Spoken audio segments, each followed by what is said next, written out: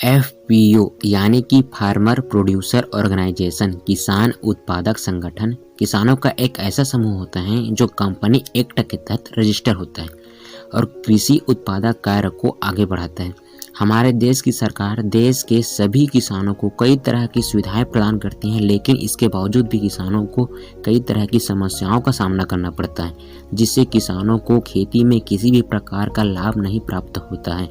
इसी कारण से अब धीरे धीरे भारत के किसान अपनी किसानी छोड़ रहे हैं। एफपीओ किसानों का एक ऐसा समूह होता है जिसे कृषि उत्पादन का कार्य करने वाला किसान और कृषि व्यावसायिक गतिविधियां चलाने में एक जैसी धारणा रखने वाला किसान, एक गांव या फिर कई गांवों के किसान मिलकर इस समूह का गठन स्वयं से कर सकते हैं। ऐसा करने से किसान संगत कंपनी अधिनियम के तहत एक किसान उत्पादक कंपनी के तौर पर पंजीकरण के लिए आवेदन कर सकते हैं। आवेदन करने के बाद एफपीओ के जरिए किसान को अपनी पैदावार के सही दाम प्राप्त हो जाते हैं, तो वही खरीदार को भी उचित कीमत पर वस्तु प्राप्त होती है। इसके अतिरिक्त जो उत्पादक अपनी पैदावार अकेले ही बेचने के लिए जाता है तो उनका मुनाफा बिचौलियों को प्राप्त हो जाता है। मैं इसे एक साधारण सा उदाहरण देकर बताता हूँ, प्लीज वीडियो स्किप ना कीजिएगा। मान लो आप एक टमाटर उत्पादक किसान हो, आपने 1 कैरेट टमाटर का उत्पादन किया, फिर आप उसे मंडी में जाकर दलाल के पास सौदा किया। दलाल ने आपको इस 1 कैरेट टमाटर का दाम 1000 रुपये दिए।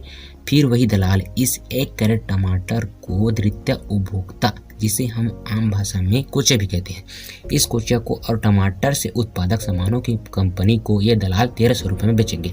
इससे ना किसानों को अपनी उपज की सही कीमत मिल पा रही है और कोचिया द्वारा हाट बाजार में इस टमाटर को भारी दामों पर बेचा जाता है और टमाटर से उत्पादक सामानों की कीमतों में भी वृद्धि होती है, जिससे महंगाई बढ़ता है और आम इंसान भी इससे बहुत प्रभावित होता है।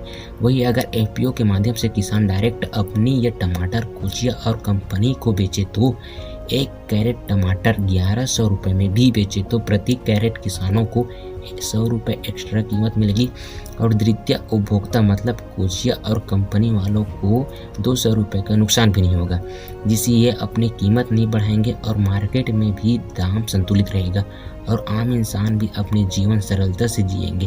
किसान अपनी उपज की कीमत खुद तय करेंगे और किसानों की आर्थिक स्थिति भी सुधरेगी और किसानों के प्रति रिस्पेक्ट भी बढ़ेगी।